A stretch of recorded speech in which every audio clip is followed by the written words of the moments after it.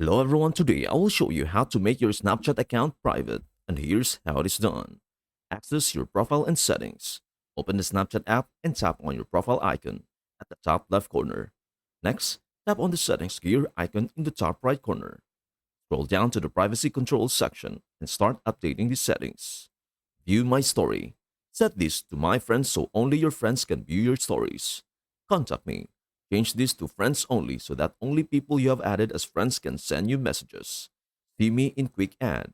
Disable this option to prevent your profile from showing up in other users' friends' suggestions. Activity indicator. Toggle this off so no one can see when you are online. Spotlight comments. Set this to either manual approval or auto approve my friends to control who can comment on your Spotlight post.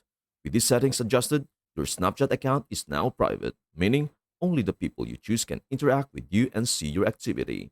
And that is everything you need to know about how to make your Snapchat account private.